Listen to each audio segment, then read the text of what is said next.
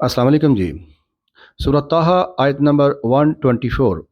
अल्लाह ताला ये फरमाते हैं कि जो हमारी याद से हमारे ये कुरान की जो आयत हैं, हमने जो कलाम उतारा है, इससे हमारी इस नसीहत से मुंह मोड़ेगा, हम उसकी ज़िंदगी, हम उसकी मईशत तंग कर देंगे, और जब हम इसको उठाएंगे तो इसको अंधा करके उठाएंगे। फिर अल्लाह ताला अगली आयत में ये फरमाते हैं कि ये हमसे ये पूछेगा कि मैं तो देखता बालता था, अल्लाह तूने मेरे साथ ऐसा क्यों किया, मुझे अंधा करके क्यों उठाया। तो अल्लाह ताला फरमाएगा ऐसा ही होना चाहिए था कि तुम्हारी आंखें होनी चाहिए थी, लेकिन हुआ ये था कि हमारी, जब तू दुनिया में था और अपनी ज़िंदगी गुजार रहा था, तो हमारी आयत, हमारी जो ये कलाम की नसीहत है, तुम्हारे पास पहुंची थी।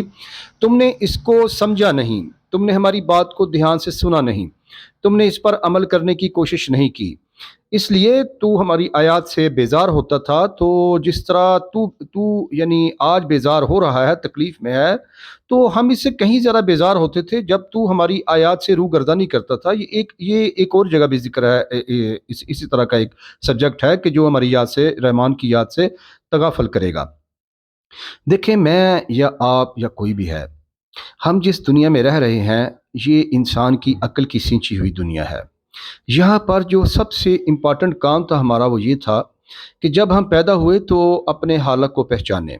लेकिन यहाँ की जो निज़ाम है, जो इंसान निज़ाम बनाता है, वो उसमें हालत की पहचान अगर होने दे, तो अजीज़ मन, यहाँ पर खुदा को समझना बहुत ज़रूरी है। मैंने भी अपनी ज़िंदगी इसी तरह गुजारी है।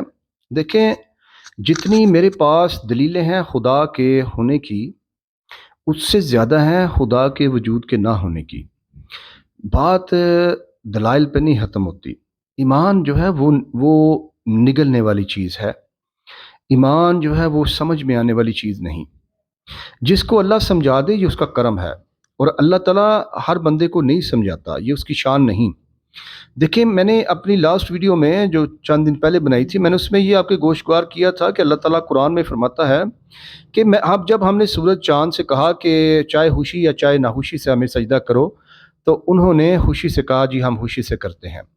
अल्लाह ताला मैं और आप या इंसान ऐसे नहीं, ये मलाइका ने भी जब आदम को अल्लाह ताला ने उन्हें कहा था कि उसको सजदा करें, तो मलाइका ने भी रेजिस्ट किया था, एतराज़ उन्होंने भी किया था। उनका, देखिए, वो तो उनके अंदर तो अल्लाह ताला ने उनको वो शऊर नहीं दिया कि जिससे माज़अल्लाह वो गुनाह कर सकें। इसके बावजूद भी उन्होंने अल्लाह ताला की उस हुक्म के पीछे क्या हिकमत थी, वो नहीं समझ सके। तो इसलिए अल्लाह ताला की अहकामात समझ आ जाए अगर किसी को, वो बड़ा साहिब नसीब है, और जिसे समझ ना आए, वो बदनसीब नहीं है, वो भी खुश नसीब है। हमें अल्लाह ताला को समझना पड़ेगा। हमने अपनी मन की ज़िंदगी गुजार लें, इसमें इसमें कुछ नहीं जाता, ना हमारा कुछ जाएगा ना अल्लाह का जाएगा।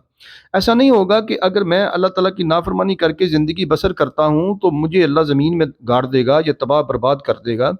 कितने अल्लाह के नाफरमान हैं जिनके साथ अल्लाह ताला ने ऐसा किया नहीं किया। लेकिन हमारे साथ जो बात हो रही है, एक काफ़िर में और मोमिन में ये फ़र्क है, वो अपनी इस ज़िंदगी के बाद मौत वाली ज़िंदगी के बारे में सोचता है कि मैं जब ये ज़िंदगी गुजार दूंगा, इसके बाद मेरी मौत आएगी। काफ़िर मौत मौत का नहीं सोचता, मौत के बाद वाली ज़िंदगी नहीं सोचता। इसलिए उसके तमाम ये निज़ाम बिछाया है, जहाँ पे अगर ज़ालिम अमीर है, ज़ालिम अगर अरबों खरबों-पति है, तो उसको ज़ालिम कहते भी मज़लूम डरता है। हम ऐसे माशरे में रहते हैं, इसलिए ऐसे ऐसे माशरे में खुदा की समझ कैसे आ सकती है, जहाँ पे हर हर काम ही, ज़िंदगी का हर कौल और फ़ेल ही खुदा के खिलाफ हो। उसका निज़ाम नहीं चलता, खुदा की नाफरमानी किए बगैर ज़ालिम का निज़ाम नहीं चलता। और अल्लाह ताला के साथ अज़ल से यही मसला रहा है इंसान का। वो अपने अपने मन की ज़िंदगी गुजार के जीना चाहता है, वो यहाँ पर बिज़नेस करना चाहता है, वो इंसानों को नुकसान पहुँचाना चाहता है, इंसान की सेहतें बर्बाद करना चाहता है, उनकी फैमिली की लाइफ बर्बाद करना चाहता है, इंसान की दूसरे इंसान की इज़्ज़तें तार तार करना चाहता है। इसके बावजूद वो कहता है कि अल्लाह ताला मेरे मामलात में मुदाखलत ना करे। तो अल्लाह ताला तो रब है, वो कायनात का परवरदिगार है, उसने मदाखलत करनी है। हमें अपने रब को समझना पड़ेगा। आज अगर आप, मैं या कोई भी मुल्हद की बातों में आता है और खुदा की वजूद पे इनकार नहीं करता, उसकी तालीमात पे शक करता है, तो देखें, अगर मौत आ गई और मलकल मौत सामने आ गए, تو اس وقت جتنے بھی لوگ آج تک مر چکے ہیں ان سب کے سامنے ملک الموت نے آ کے اللہ کے سچے ہونے کی گواہی پیش کی ہے۔ ان سب نے اللہ کو سچا جان کے اپنی جان دی ہے، اللہ کو سچا جان کے وہ مرے ہیں۔ تو اگر ہمارے سامنے بھی ملک الموت آئے، جو کہ ضرور آئیں گے، اور اللہ سچا ہے، اللہ حق پہ ہے، اللہ الہ ہے، اللہ ذل جلال ہے، اللہ اس کائنات اور کائناتوں کا پروردگار ہے، حکم بدہن وہ زبان جو اللہ تعالیٰ کی شان اقدس میں یا اس کی تعلیمات پہ شک کرتی ہے، ہم لوگ اس کو سمجھ نہیں سکتے۔ اللہ تعالیٰ یہ دعویٰ کرتا ہے کہ جو ہماری یاد سے روگردانی کرے گا ہم اس کی معیشت تنگ کر دیں گے، ہم اس کی زندگی برباد کر دیں گے۔ اور ایک اور آیت میں ہے کہ وہ جب ہماری یاد سے روگردانی کرتا ہے تو ایسے فیل کرتا ہے جیسے وہ آسمان کی بلندیوں پہ چڑھ رہا ہے، اس کا سینہ گھٹا ہوا کر دیتے ہیں۔